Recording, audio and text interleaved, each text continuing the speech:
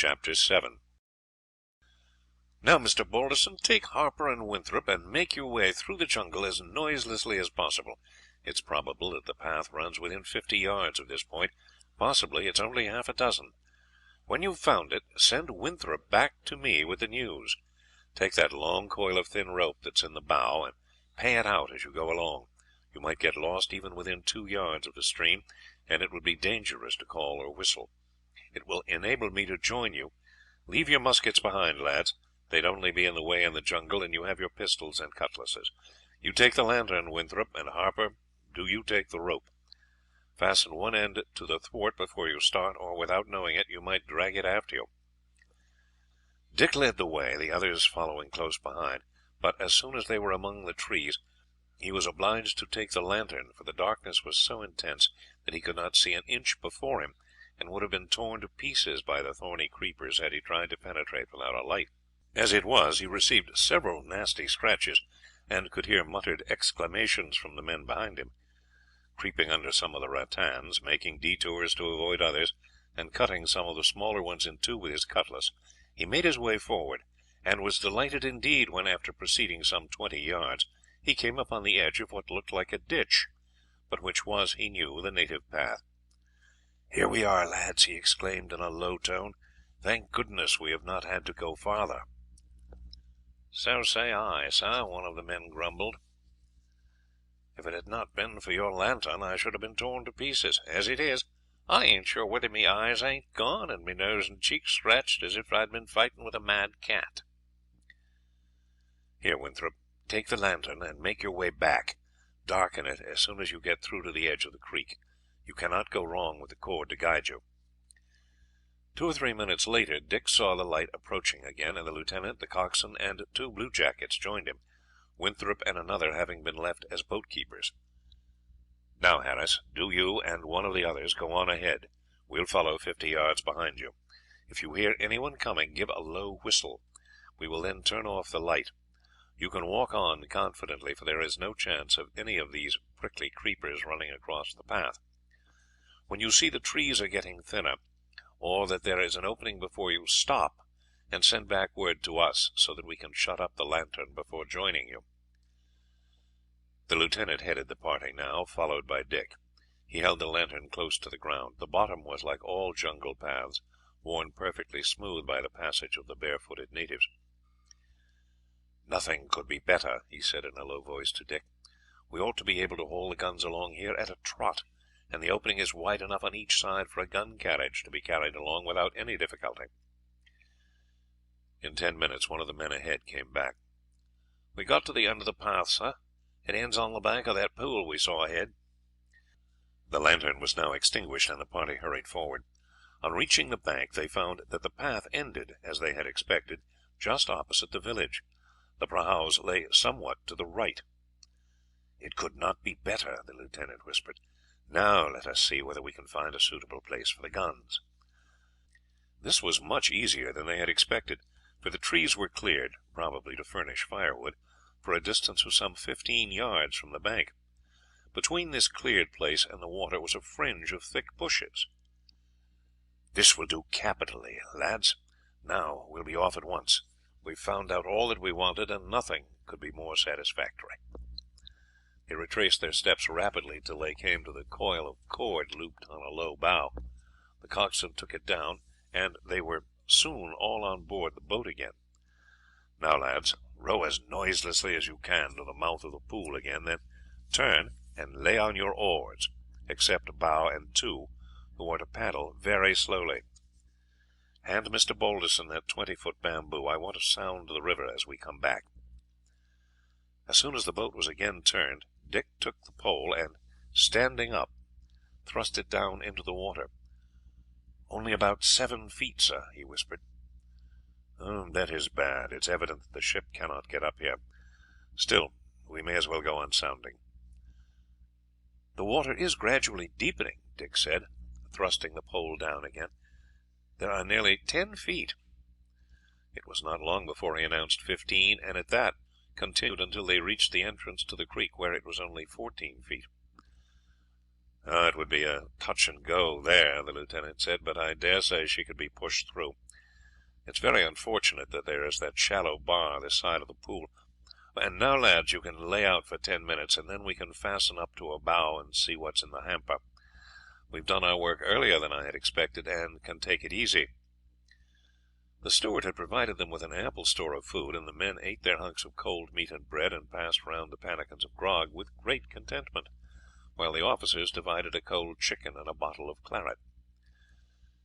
"Now, men," the lieutenant said when they had finished, "you can have a quarter of an hour's smoke. You must open the lantern in the bottom of the boat and hold a jacket over it to prevent the light falling on any of you." When the men had lit their pipes, the lantern was passed aft, and while the coxswain put his jacket over it, the lieutenant lit a cigar. "You smoke, don't you, Balderson?" "Yes, sir. I began when we came up the river. The doctor said it's a good thing to keep off miasma."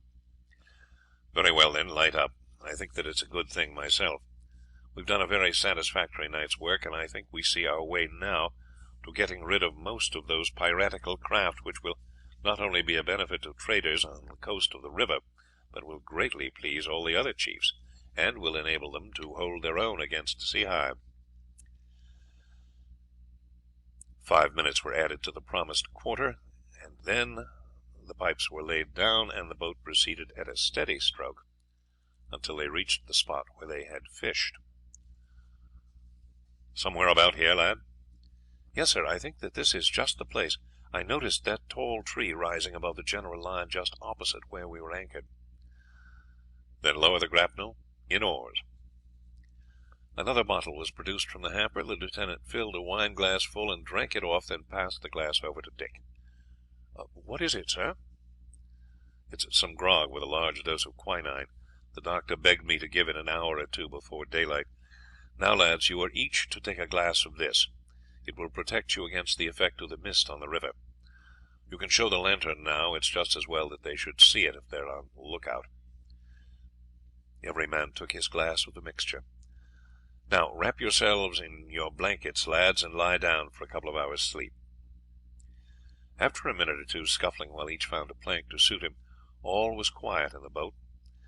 Dick, who felt far too excited over the events of the night to be sleepy, had volunteered to keep watch, and, lighting another pipe at the lantern, smoked till it was broad daylight. Then he roused the crew, and in less than 2 hours afterwards they rowed alongside the Serpent. The captain was greatly pleased with Mr. Ferguson's report. "It is unlucky about that bar in the creek, otherwise we might have taken the ship right into the pool and fought it out with them there. Still, it may be that this will be the best in the end, for we could hardly have counted upon sinking the whole of them, and once past us they would have taken off like the wind, and though we might have followed some of them, the others would have made off, some one way and some another, whereas by laying the vessel across the mouth of the creek we have a good chance of catching them all as they come down. There's no doubt a lot more fellows have arrived to help the Rajah. We can see that there are a great many more about on the shore than there have been before. I think things will come to a crisis before many hours have passed. We've made out that men keep coming and going behind that row of 6 huts facing the river, and I should not be surprised if they are not hard at work establishing a battery there." Presently 2 Malays, whom they recognized as belonging to the Rajah's council, advanced to the edge of the shore, which was but some 50 yards away. One of them held a pole to which a white cloth was attached. "I have a message from the Rajah," he shouted out. The captain sent for the interpreter, and went to the side of the quarterdeck. "The Rajah says that he does not want to have any more to say to you. You want to take his country. He will not let you have it, and if you do not go away in an hour he will sink your ship." "Tell him," the captain said, "that it will be the worse for him if he tries it. I came up here at his invitation, and shall stay just as long as I please." The 2 Malays retired, walking in a quiet and dignified way. The news soon ran through the ship of the defiance that had been given, and excited the liveliest satisfaction. The men were shaking hands, cutting capers, and indulging in much joking and laughter. Half an hour later there was a sudden uproar in the town. Drums were beaten, horns sounded, and the Malays by the river bank speedily retired behind the huts. "You had better get the magazine opened, Mr. Ferguson, and everything in readiness, but we won't beat to quarters till they begin." The tumult on shore increased, and soon a few shots were fired from behind houses and walls, and balls whistling overhead. "There won't be much of that," the captain said, as he walked up and down the quarter deck with the first lieutenant. "We have seen very few guns among them. I should doubt if there are 100 in the town. What there are were, no doubt, captured from trading vessels the scoundrels have plundered and burned."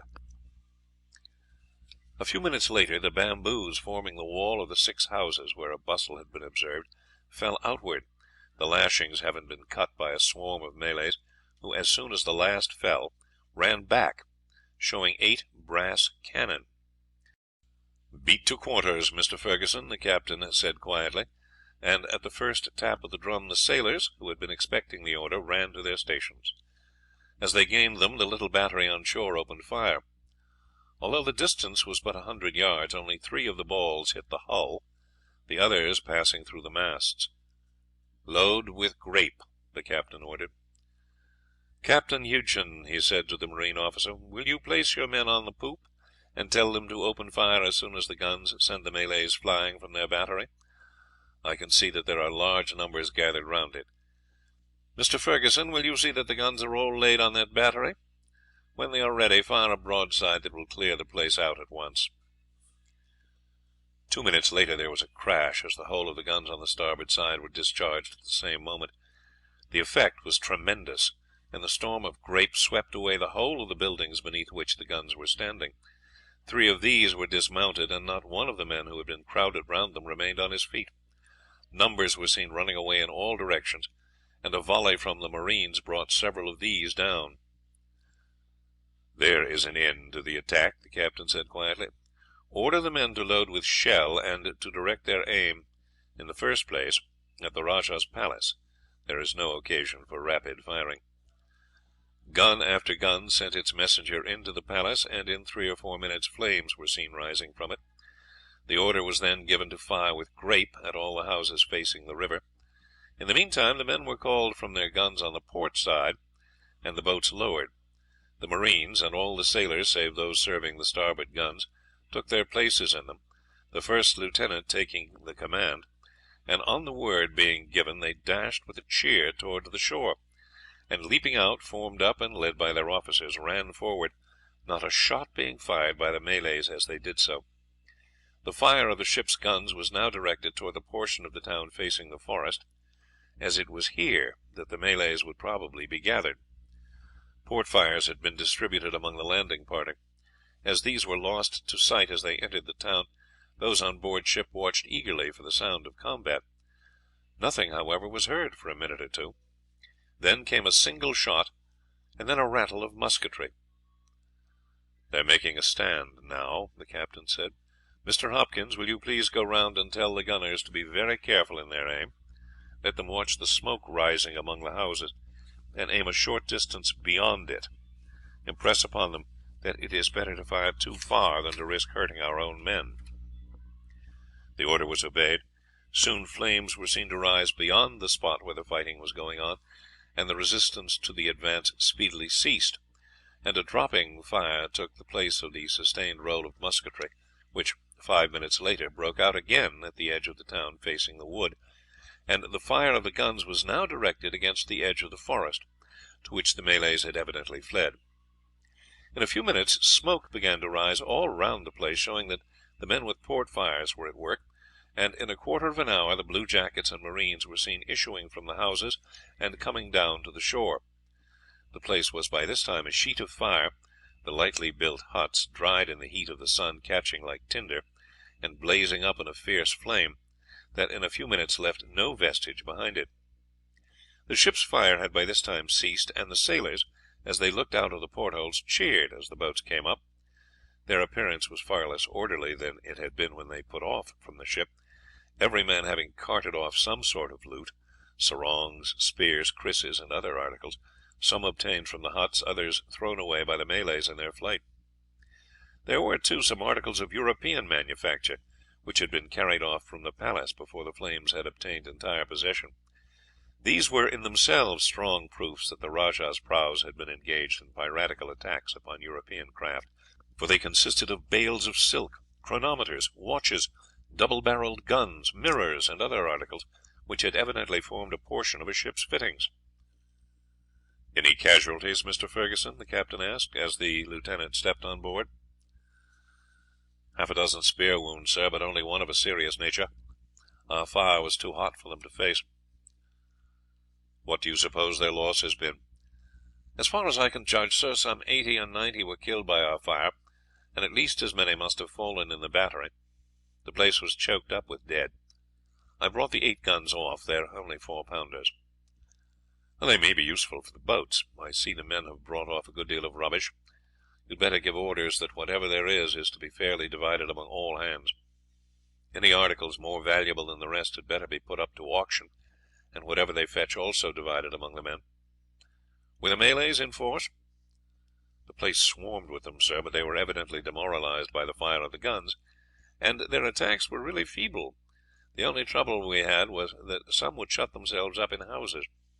It looked at first as if they really meant to fight, but directly the shells began to fall behind them, and fire broke out, they lost heart altogether, and made a bolt for the forest."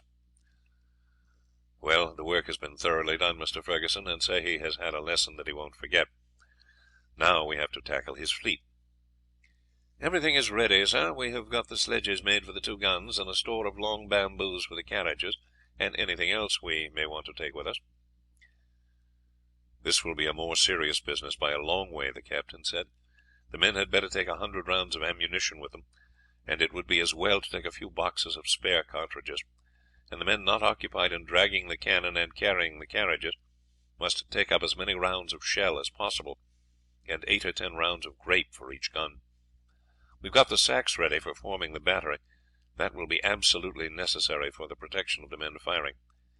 Each of the prahus has probably got at least half a dozen small guns, and it would be hardly possible to work our pieces unless the men were protected from their concentrated fire. Tell the chief engineer that steam must be got up by 6 o'clock. In the meantime, let a slow fire be kept up toward the edge of the forest, just a shot every 5 minutes, which will be enough to show them we are still here, and have not done with them yet.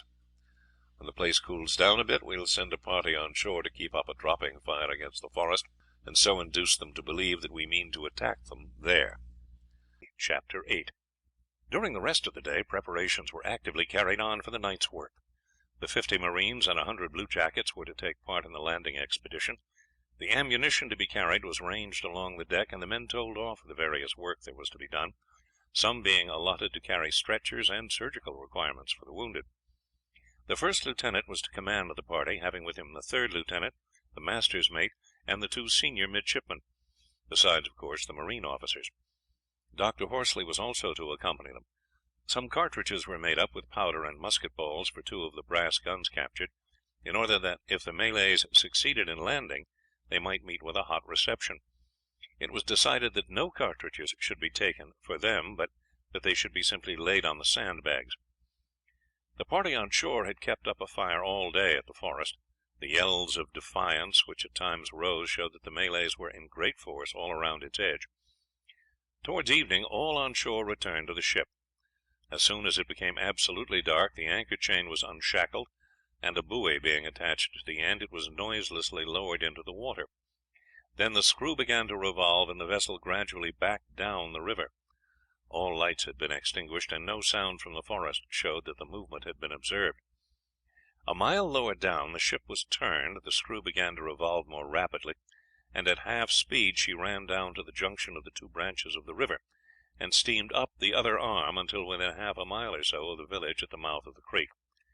Then a light anchor was let go, the boats were lowered, and the landing party took their places in them. The oars were all muffled, and, keeping close to the right bank of the river, they rowed up until past the village, and then, crossing, entered the mouth of the creek, and rowed up it until they reached the spot where the landing had been effected on the previous night. Half a dozen men, provided with well-greased saws, first landed under Dick Balderson's command, and cleared a passage 6 feet wide to the path. Then the landing began in earnest. The guns were first put on shore and carried bodily to the path. The rest of the marines and the bluejackets then landed, each carrying, in addition to his arms and ammunition, a gun cartridge or a box of rifle ammunition, and a couple of empty sacks. As fast as they landed they proceeded up the path. Dick Balderson led the way, and the men were directed to step as closely as they could to each other. As they arrived near the pool, each deposited his burden, and then went back to assist to drag up the guns and carriages. Scarcely a sound was heard during the operation. Their feet fell noiselessly on the soft earth of the track, and no one a few yards away would have guessed that 150 men were engaged in laborious toil. There was far more noise than there had been the night before on board the prahus, an incessant jabber being maintained, and voices rang high in excitement as the men discussed the destruction of the town, and the orders that had been received for a portion of them to land on the following morning and take part in the annihilation of the whites if they entered into the forest. As soon as the two heavy guns were placed upon their carriages, just behind the screen of bushes, the greater portion of the men were sent back as far as the point where they had landed, there to fill the sacks with earth from the bank of the river, a number of shovels having been brought for the purpose. Several large bundles of bamboos, cut into lengths 6 feet long and sharpened at both ends, had been among the articles taken up to the battery, and while most of the men were engaged filling and carrying the sacks of earth, some were employed in constructing chevaux de frise, 10 paces on each side of the spot where the battery was being constructed. The bamboos were set diagonally a foot and a half into the soft earth, and bound together by being lashed to strong poles running along them.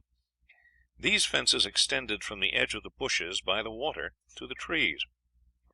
The forest behind was so thick and entangled with creepers that there was little fear of an attack being made from that quarter. Accustomed to work in the darkness, the sailors had no difficulty in carrying out the operation, and before morning broke the battery was complete. It was 6 feet high on the side facing the water, with 2 embrasures for the guns, 4 feet high on the sides covered by the chevaux de frise. The front face was 25 feet in length, the sides 40. Morning was breaking as the work was finished, and bread and cold meat were served out, with a full ration of grog. By the time these were consumed it was broad daylight, for there is little twilight so near the equator. "Now for it, Dick," Harry Parkhurst said, as the lieutenant gave the signal for all to rise and take their places. Filing out of the battery, the marines lined the bank on one side, and the sailors, other than those who were to work the guns, on the other. Some of the sailors climbed over the front wall, and with their jackknives cut away the boughs in front of the guns. There was silence on board the prahus, where the Malays had dropped off to sleep a couple of hours before daylight. Mr. Ferguson himself superintended the laying of the guns, seeing that each was most carefully trained upon the water line of a prahu. As the distance was some 70 or 80 yards, he had little doubt that the two vessels aimed at would be sunk at once. When he was thoroughly satisfied, he drew back and gave the order to fire. The two reports sounded as if one, and were mingled with the explosion of shells as they struck the prahus exactly on the water line. There was a momentary silence, and then a wild hubbub of yells of surprise and fury, while a loud cheer broke from the British as they saw the success of the shots.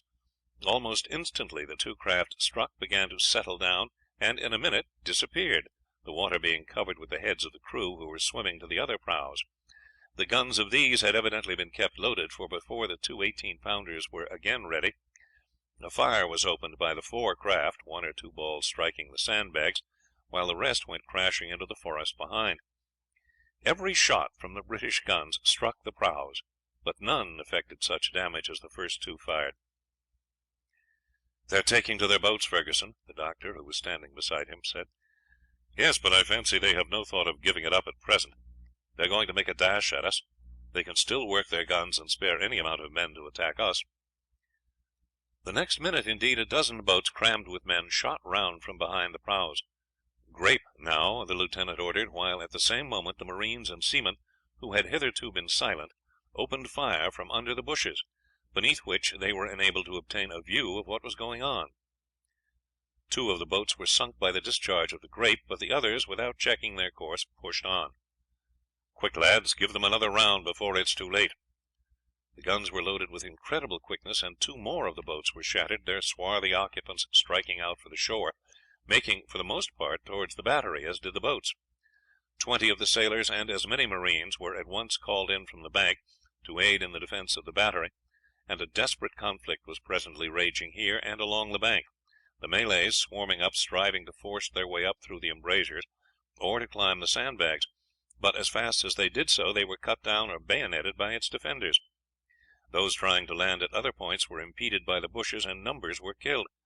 But they pressed on so furiously that at last Mr. Ferguson, who had been moving backward and forward along the line, thought it best to call the men in, and in a minute or two the whole party were collected in the little fort and ranged along the sides. With furious yells the Malays came on, and although swept by volleys of musketry, reached the bamboos, which they strove in vain to pluck up or climb. In the meantime the 18-pounders had never ceased their fire, the sailors working them steadily, regardless of the fight that was going on either flank. Here the little brass guns did good service. Each time they were fired the recoil sent them tumbling from the top of the sandbags, only, however, to be seized, sponged, and loaded by the 4 sailors in charge of each, and then lifted to their place again, crammed with bullets to the muzzle, in readiness to check the next charge of the Malays. Suddenly their yells redoubled, and were answered by similar shouts from the forest. "The rajah's troops have come up," the first lieutenant said to the marine officer. "Our position is getting serious. Do you think that we could make our way back to the boats without great loss? We have sunk 2 of their craft, have badly damaged the others, and inflicted very heavy loss on them." "It would be a very risky operation, but it might be done, Ferguson. Listen." There was a fresh outburst of shouts, this time on the path by which they had come. Evidently a number of the newly arrived Malays had struck into it by some other track from town. "That settles it," the lieutenant said shortly. "We must fight it out here. It's lucky we have a fair stock of ammunition, and can keep it up for some hours yet. You see, the sailors have not yet had to use their pistols, and they will astonish those fellows if they do manage to scale the sandbags." For another half hour the fighting continued. Again and again the Malays fell back, but only to return to the attack with fresh fury, and the defenders had been obliged to betake themselves more than once to their pistols. The 2 heavy guns were now removed from their position to the sides, for the attack by boats had ceased entirely, and the destruction of the prahus was of less importance than the defence of the little fort from the attacks on its flanks. The operation began just as the Malays made one of their retreats, and by the time they returned the guns were placed in their new position, their muzzles peeping out from among the sandbags, while the embrasures on the water face had been closed by bags taken from the upper line. The effect of the fire at such close quarters was to drive the Malays flying into the forest. Shortly afterwards the sound of chopping was heard. "The beggars are trying to cut a path through the jungle to our rear, Dick," Harry Parkhurst said. "Obstinate brutes, but I don't think much of that, Harry. They will get on well enough until they arrive within 20 or 30 yards of us, when we can pepper them so hotly that they will soon get sick of it." At this moment there was the report of a heavy gun, and a shell crashed through the forest 50 yards in the rear of the fort. Loud yells of rage and alarm rose from the Malays, while a hearty cheer broke from the defenders of the fort. Closely following came the sound of another gun, then a rain of grape, some of which whistled over the fort. "Keep yourselves well down behind the sandbags, men," Lieutenant Ferguson shouted.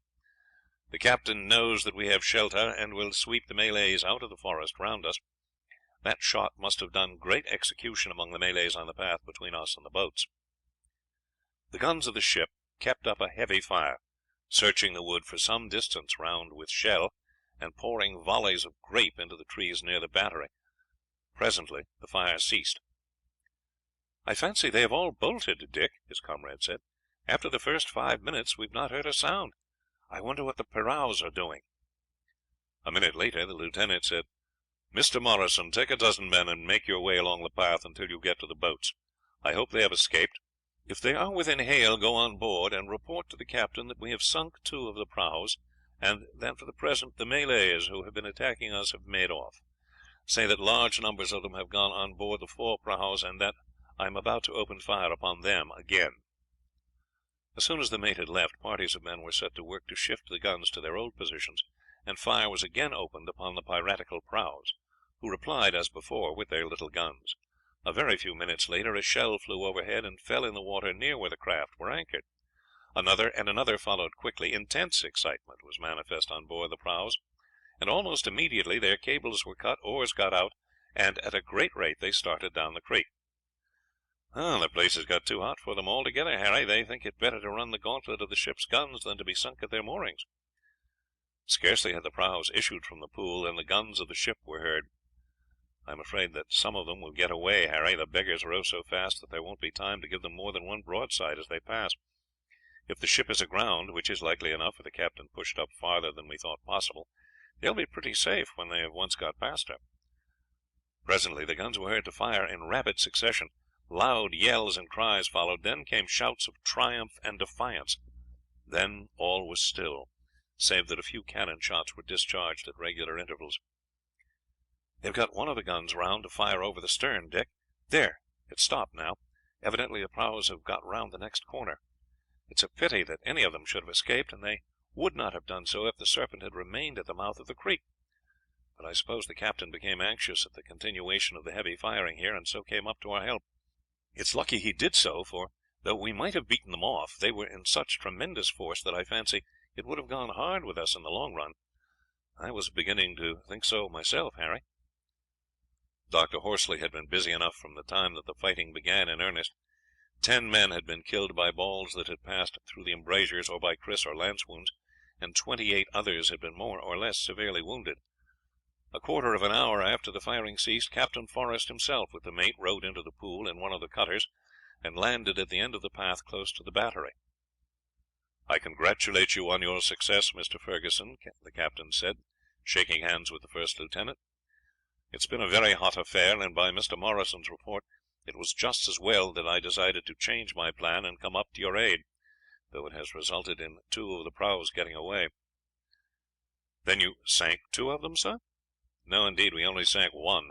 The third went down just after we saw her come out from the pool. Certainly we had not hit her, so that the honour of accounting for 3 out of 6 of the craft falls to you and your party. Well, Doctor, what's your report? I am afraid it's a bad one." "Serious indeed," he went on, after he had received the figures. "Still it is much less than might have been expected from attacking such a host of pirates. I am glad to hear that none of the officers are dangerously wounded."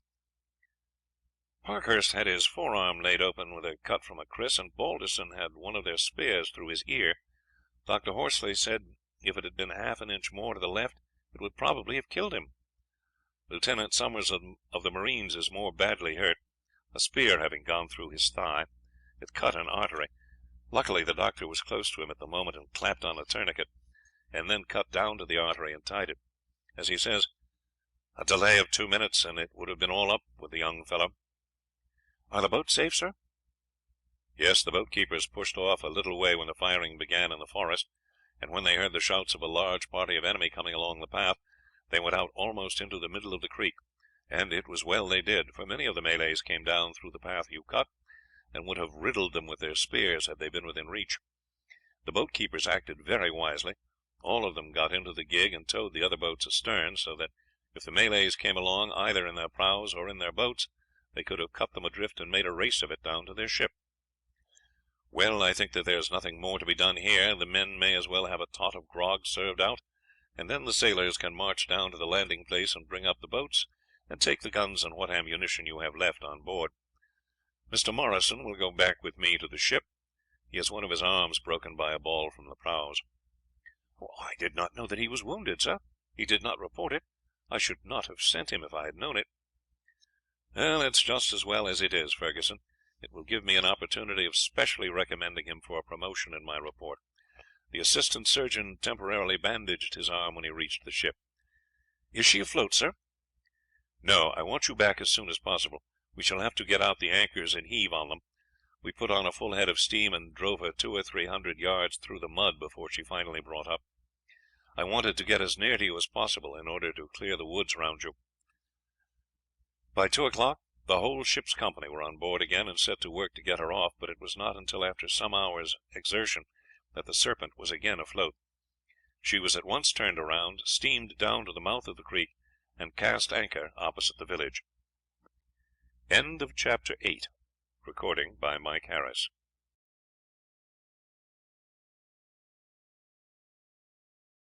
Chapter 9. The party landed at the village the next morning, but found it entirely deserted. "It's most important that we should take a prisoner, Ferguson," the captain said, as he and the first lieutenant paced up and down the quarterdeck. "We must catch the 2 prahus if we can. At present we don't know whether they have gone up or down the river, and it would be absolutely useless for us to wait until we got some clue as to their whereabouts. After we've finished with them, we'll go up the other branch and try to find the two we know to be up there.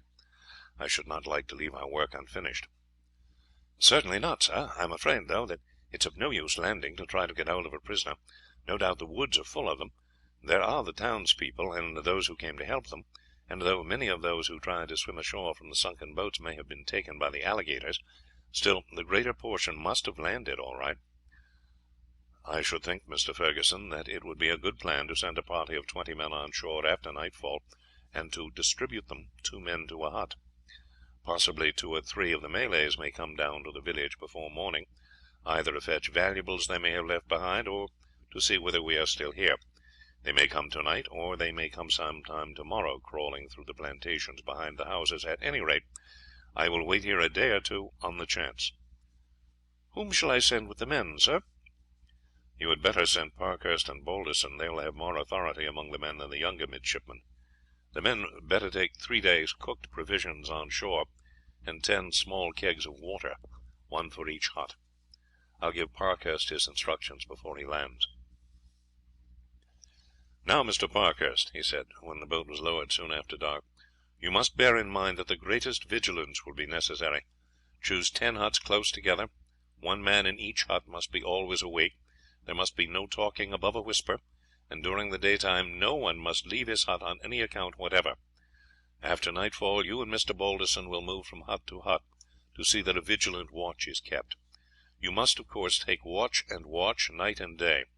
You must remember that not only is it most important that a native should be captured, but you must be on your guard against any attack on yourselves. It's quite conceivable that a party may come down to see if there are any of us in the village. In case of attack, you must gather in one hut and fire 3 shots as a signal to us. A musket shot will be fired in return. When you hear it, every man must throw himself down, for the guns will be already loaded with grape, and I shall fire a broadside toward the spot where I have heard your signal. As soon as the broadside is fired, make down to the shore, occupy a house close to the water, and keep the Malays off till the boat comes ashore to fetch you off. Your crew has been very carefully picked. I have consulted the warrant officers, and they have selected the most taciturn men in the ship. There is to be no smoking. Of course the men can chew as much as they like, but the smell of tobacco smoke would at once deter any native from entering a hut.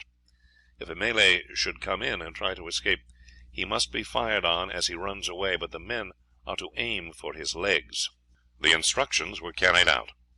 A small hole was bored in the back of each of the huts, so that a constant watch could be kept up unseen by the closest observer in the forest, 100 yards behind.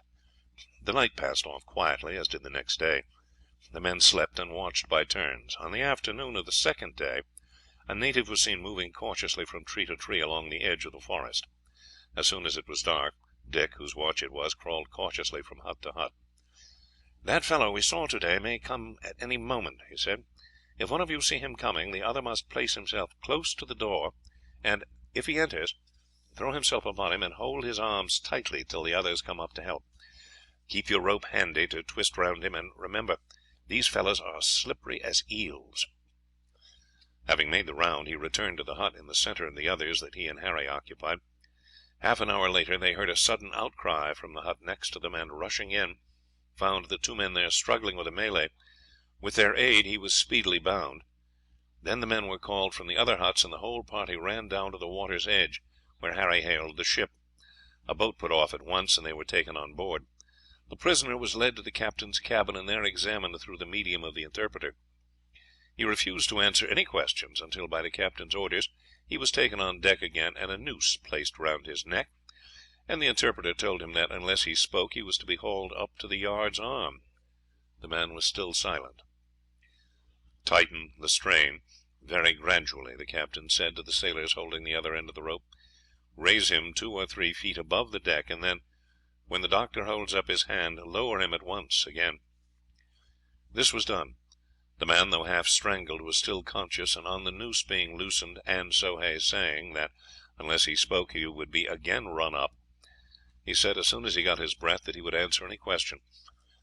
On being taken to the cabin, he said that the prahus had gone down the river and had ascended the other arm. They had only gone a few miles above the town, for one had been so injured that there had been difficulty in keeping her afloat, and it was necessary to run her into a creek in order to repair her before going up farther. Half an hour later steam was up, and before morning the Serpent lay off the mouth of the creek which the Malay pointed out as the one that the prahu had entered. The second officer was this time placed in command of the boats, he himself going in the launch. The third officer took the first cutter, the two midshipmen the second. No time was lost in making preparations, for it was desirable to capture the prahu before she was aware that the Serpent had left her position in the other river. For a mile the boats rowed up the creek, which narrowed until they were obliged to go in single file. It widened suddenly, and as the launch dashed through, a shower of balls tore up the water round her, while at the same moment a great tree fell across the creek, completely barring their retreat, and narrowly shaving the stern of the midshipmen's boat, which was the last in the line. Fortunately the launch had escaped serious injury, and with a shout of "Treachery!" Lieutenant Hopkins drew his pistol to put a ball through the head of their guide, but as he did so the man sprang overboard and dived towards the shore. "Row, men, we have all our work cut out for us. There are 3 prahus ahead. Steer for the centre one, coxswain." With a cheer the men bent to their oars and dashed at the prahu, which, as was evident by patches of plank freshly fastened to her side, was one of those that had before escaped them. "Follow me," the lieutenant shouted to the boat behind. "We must take them one by one." The 3 boats dashed at the pirate craft, which was crowded with men, regardless of the fire from the other 2 vessels. The launch steered for her stem, the first cutter for her bow, while the midshipmen swept round her and boarded her on the opposite side. A furious contest took place on her deck, the Malays being so confused by being assailed at 3 points simultaneously that the midshipmen's party were enabled to gain a foothold with but very slight resistance. The shouts of the Malays near them brought many running from the other points, and the parties there gained a footing with comparatively little loss. Then a desperate struggle began, but the Malays were unable to withstand the furious attack of the British, and ere long began to leap overboard and swim to the other craft, which were both coming to their aid. The launch's gun had not been fired, and, calling to Dick, Harry leaped down into the boat. The 2 midshipmen trained the gun upon the nearest prahu, and, aiming at the waterline, fired it when the craft was within 20 feet of them. A moment later its impetus brought it against the side of the launch, which was crushed like an eggshell between it and the captured prahu, the 2 midshipmen springing on board just in time. It was the Malays' turn to board now, that of the British to prevent them. The musketry of the sailors and marines for a time kept the enemy off, but they strove desperately to gain a footing on board, until a loud cry was heard, and the craft into which the midshipmen had fired sank suddenly, and a loud cheer broke from the British. The 2 midshipmen were engaged with the other pirate, from whom a cry of dismay arose at seeing the disappearance of their friends. "Now, lads, follow me," Harry shouted, as the Malays strove to push their craft away. Followed by a dozen sailors, they leaped on to her deck, but the efforts of the Malays succeeded in thrusting the vessels apart.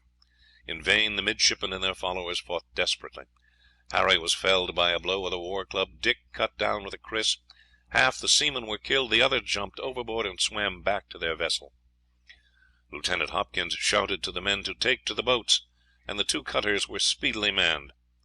One, however, was in a sinking condition, but Lieutenant Hopkins, with the other, started in pursuit of the prahu, whose crew had already got their oars out, and, in spite of the efforts of the sailors, soon left them behind. Pursuit was evidently hopeless, and reluctantly the lieutenant ordered the men to row back. On returning to the scene of combat, they saw sunk near the bank the 4th of the prahus. "Well, the spy was so far right," the second lieutenant muttered. "This fellow did sink, but we must see that she does no more mischief." He brought the captured prahu alongside the others, whose decks were but a foot or 2 below the water, and fired several shots through their bottoms. Then he set the captured craft on fire, and took to the boats, which with great difficulty forced their way under the fallen tree and rowed back to the ship. The third lieutenant had been shot dead, 12 men had been killed, 10 of the midshipmen's party were missing, and of the rest but few had escaped without wounds more or less serious. Harry was the first to recover his senses, being roughly brought to by a bucket of water being dashed over him. He looked round the deck. Of those who had sprung on board with him, none were visible save Dick Balderson, who was lying near him, with a cloth tightly bound round his shoulder. As he rose into a sitting position, a murmur of satisfaction broke from some Malays standing near. It was some time before he could rally his senses. "I suppose," he thought at last, "they are either keeping us for torture or as hostages. The rajah may have given orders that any officers captured were to be spared and brought to him. I don't know what his expectations are," he muttered to himself, "but if he expects to be reinstated as rajah, and perhaps compensated for the loss of his palace, he is likely to be mistaken, and in that case it will go mighty hard with us, for there is no shadow of doubt that he is a savage and cruel brute." He had now shaken off the numbness caused by the blow that he had received, and he managed to stagger where Dick was lying, and knelt beside him, and begged the Malays to bring water. They had evidently received orders to do all they could to revive the two young officers, and one at a time brought half a gourd full. Harry had already assured himself that his friend's heart still beat. He began by pouring some water between his lips. It was not necessary to pour any over his head, for he had already received the same treatment as himself. "Dick, old chap," he said sharply and earnestly. The sound was evidently heard and understood, for Dick started slightly, opened his eyes, and murmured, "It's not time to turn out yet?" "You are not in your hammock, Dick. You have been wounded, and we are both prisoners in the hands of these Malays. Try and pull yourself together, but don't move. They have put a sort of bandage round your shoulder, and I am going to try and remove it." "What's the matter with my shoulder?" Dick murmured. "Chopped with a kris, old man. Now I am going to turn you on your side, and then cut the sleeve off the jacket. Take another drink of water, then we will set about it." Dick did as he was ordered, and was evidently coming back to consciousness, for he looked round and then said, "Where are the other fellows?" "I don't know what has become of them. I think I went down before you did. However, here we are alone. Now I am going to begin." He cut off the sleeve of the jacket and shirt at the shoulder, ripped open the seam to the neck, first taking off the rough bandage. "It's a nasty cut, old man," he said, "but nothing dangerous, I should say. I fancy it's gone clear through the shoulder bone, and there's no doubt that it will knit again, as Hassan's did, if they do but give you time." He rolled the shirt sleeve back into a pad, saturated it with water, and laid it on the wound. "You see, I know all about it, Dick," he said cheerfully, "from having watched the doctor at work on Hassan. Now I will tear this cloth into strips." He first placed a strip of the cloth over the shoulder, crossed it under the arm, and then took the ends of the bandage across the chest and back, and tied them under his other arm.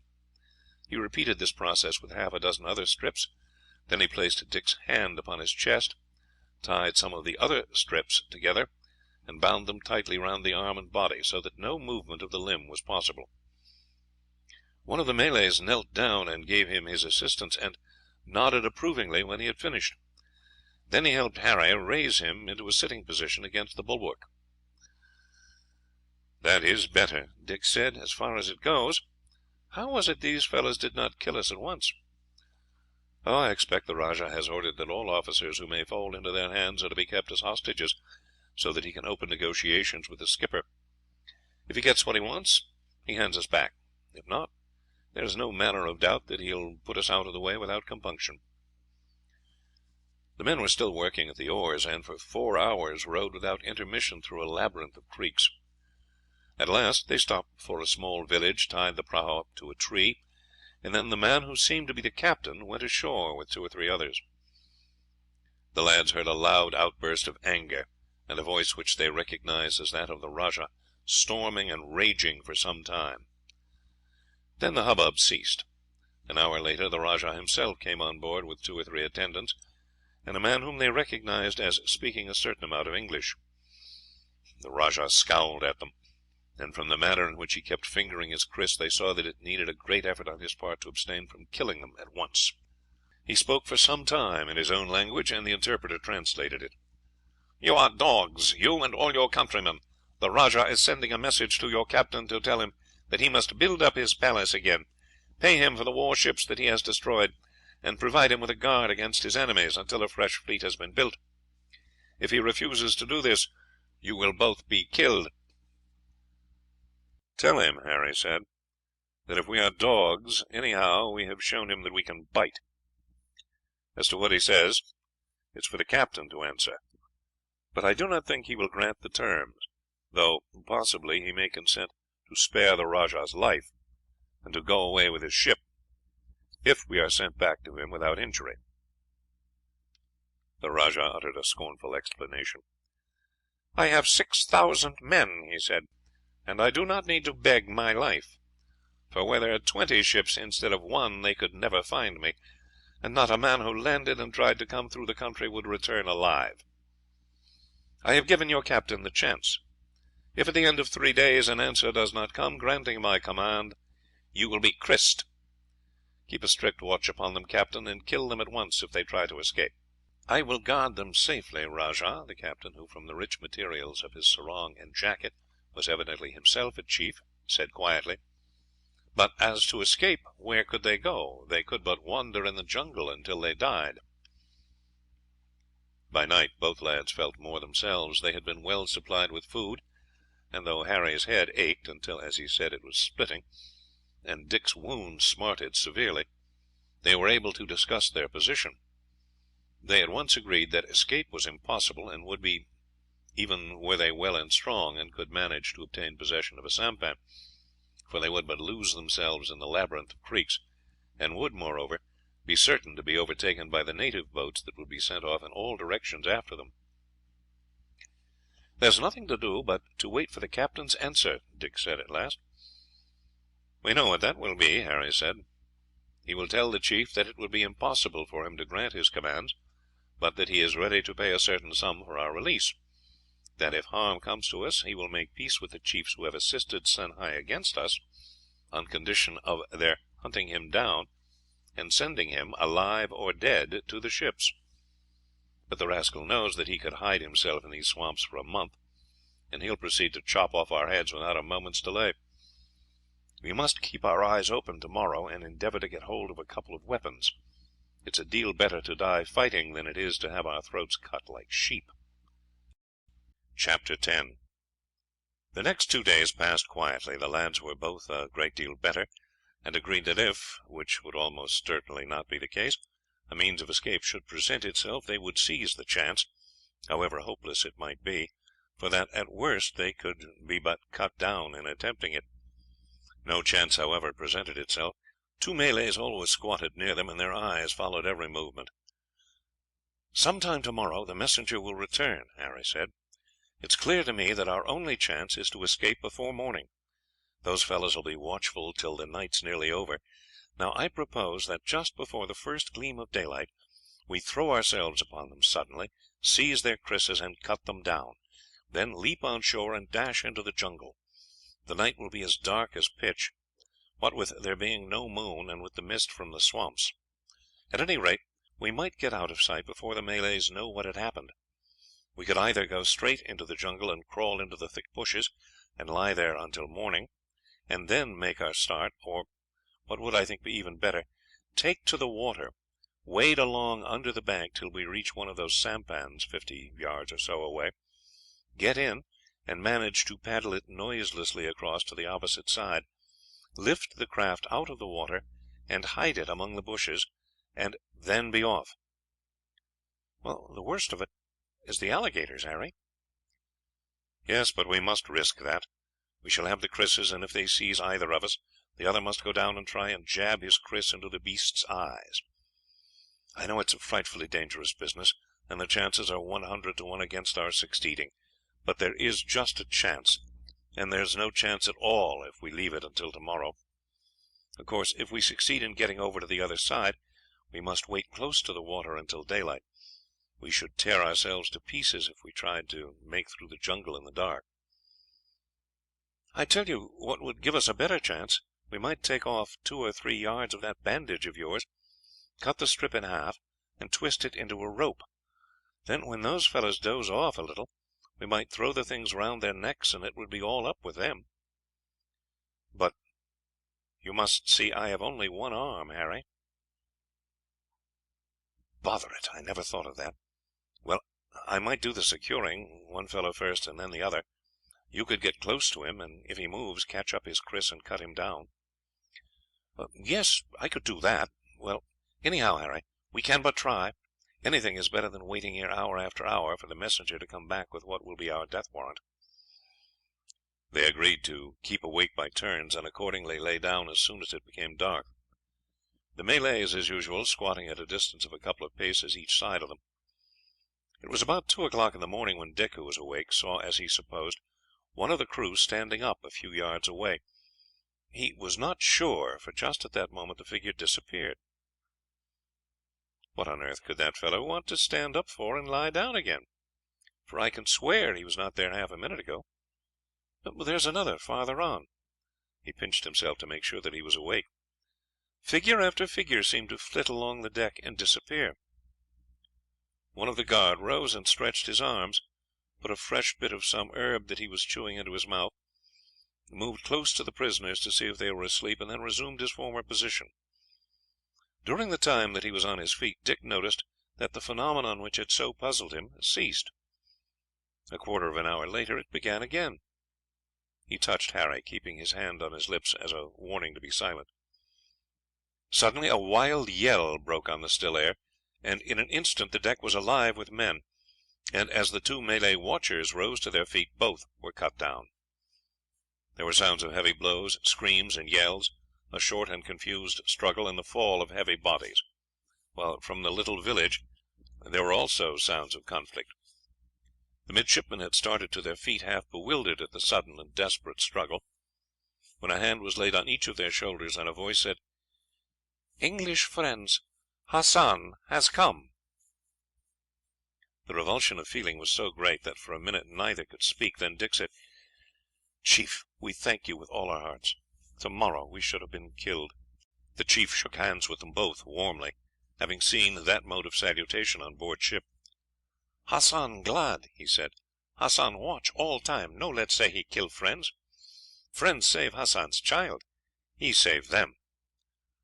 Torches were now lighted. The deck was thickly encumbered with dead, for every one of the crew of the prahu had been killed. "Say he killed two," the chief said. "Come and see." He swung himself on shore. The boys followed his example, two of the Malays helping Dick down. They went to the village, where a number of Malays were moving about. Torches had been brought from the ship, and a score of these soon lit up the scene. Two of the rajah's men had been killed outside their huts, but the majority had fallen inside. The chief asked a question of one of his followers, who pointed to a hut. This they entered, and by the light of the torches saw the rajah lying dead upon the ground. Hassan said something to one of his men, who with a single blow chopped off the rajah's head. "Send to chiefs," Hassan said. "If not see, not think dead. Much afraid of him. When know he dead, not fight any more. Make peace quick." One of the men asked a question, and the lad's limited knowledge of the language was sufficient to tell them that he was asking whether they should fire the village. Hassan shook his head. "Many men," he said, waving his arm to the forest. "See fire, come fight. Plenty of fight been, no need for more." For a time he stood with them in front of the pool. A series of splashes in the water told what was going on. The prahu was being cleared of its load of dead bodies. Then several men filled buckets with water and handed them up to the deck. The boys knew that an attempt was being made to wash away the blood. The process was repeated a dozen times. While this was going on, the pool was agitated in every direction. The lads shuddered as they looked, and remembered that they had proposed to wade along the edge. The place swarmed with alligators, who scrambled and fought for the bodies thrown over, until the number was so great that all were satisfied, and the pool became comparatively quiet, although fresh monsters, guided by the smell of blood, kept arriving on the scene. At last the chief said, "Come," and together they returned to the prahu. The morning was now breaking, but few signs remained of the terrible conflict of the night. At the chief's order, a large basket of wine that had been found in the rajah's hut was brought on board, together with another full of bananas and other fruit. "Well," Harry said, laughing, "we little thought when we saw the champagne handed over to the rajah that we were going to have the serving of it." Hassan joined them at the meal. He had been given wine regularly by the doctor, and although he had evinced no partiality for it, but had taken it simply at the doctor's orders, he now drank a little to keep the others company. In a short time the whole of the chief's followers were gathered on deck, and the boys saw that they were no more numerous than the prah's crew, and that it was only the advantage of surprise that had enabled them to overcome so easily both those on board the prahu and the rajah's followers in the village. The oars were got out, and the prahu proceeded up the creek, in the opposite direction to which it had entered it. "Going to ship?" Harry asked, pointing forward. Hassan shook his head. "Going home," he said. "Sent messenger sampan, tell captain boat safe. Say he killed, prahu taken, must go home. Others angry because Hassan not join. May come and fight, Hassan. Ask captain bring ship up river. Messenger show channel, tell how far can go, then come in boats. Hold great meeting. Make peace." The lads were well satisfied. They had a longing to see Hassan's home, and perhaps to do some shooting, and they thought that a few days' holiday before rejoining would be by no means unpleasant. They wished, however, that they had known that the sampan was leaving, so that they could have written a line to the captain saying what had taken place, and that they could not rejoin. There was at first some splashing of the oars, for many of Hassan's men had had no prior experience except with sampans and large canoes. However, it was not long before they fell into the swing, and the boat proceeded at a rapid pace. Several times, as they went, natives appeared on the bank in considerable numbers, and, receiving no answer to their hails, sent showers of lances. Harry, however, with the aid of 2 or 3 Malays, soon loaded the guns of the prahu. "No kill," Hassan said. "We want make friends. No good kill." Accordingly, the guns were fired far over the heads of the assailants, who at once took to the bushes. After 3 hours of rowing they entered the river, and continued their course up it until long into the night, for the rowers were as anxious as was Hassan himself to reach their village. They were numerous enough to furnish relays at the oars, and the stroke never flagged until, an hour before midnight, fires were seen burning ahead as they turned a bend of the river. The Malays raised a yell of triumph, which was answered from the village, and in a few minutes the prahu was brought up to the bank. A crowd, composed mostly of women and children, received them with shouts of welcome and gladness. Hassan at once led the midshipmen to a large hut that had evidently been prepared in readiness for them. Piles of skins lay in 2 of the corners, and the lads, who were utterly worn out, threw themselves down and were almost instantly asleep. The sun was high when the mat at the entrance was drawn aside, and Hassan entered, followed by 4 of his followers. One carried a great water jar and 2 calabashes with some cotton cloths and towels. The other brought fruit of several varieties, eggs and sweetmeats, together with a large gourd full of steaming coffee. "Hassan come again," the chief said, and left the hut with his followers. The lads poured calabashes of water over each other, and felt wonderfully refreshed by their wash, which was accomplished without damage to the floor, which was of bamboos raised 2 feet above the ground. When they were dressed they fell to at their breakfast, and then went out of doors. Hassan had evidently been watching for them, for he came out of his house, which was next to that which they occupied, holding his little girl's hand. She at once ran up to them, saluting them by their names. "Bhai, very glad to see you," she said. "Very glad to see good, kind officers." The child had picked up during her month on board the ship a great deal of English, from her constant communication with the officers and crew. "Bad men wound Dick," she went on pitifully. "Wicked men to hurt him." "Bhai, will you tell your father how much we are obliged to him for having come to our rescue? We should have been killed if he had not come." The child translated the sentence. The chief smiled. "Tell them," he said, "that Hassan is glad to have been able to pay back a little of the obligation he was under to them. Besides, Sehi Pandash was my enemy. Good thing to help friends and kill enemy at the same time. Tell them that Hassan does not want thanks. They did not like him to thank them for saving you." The child translated this with some difficulty. Then he led the midshipmen round the village, and showed them the strong palisade which had evidently just been erected, and explained through the child that it had only been built before he left, as but 15 men were available for guarding the place in his absence. The next 4 days were spent in shooting expeditions, and, although they met with no wild beasts, they secured a large number of bird skins for the doctor. On the fifth day a native ran in and said that boats with white men were coming. The midshipmen ran down to the bank and saw the ship's two cutters and a gig approaching. The captain himself was in the stern of the latter, and the doctor was sitting beside him. A minute or two later they were shaking hands with the officers and saying a few words to the men, who were evidently delighted to see them again.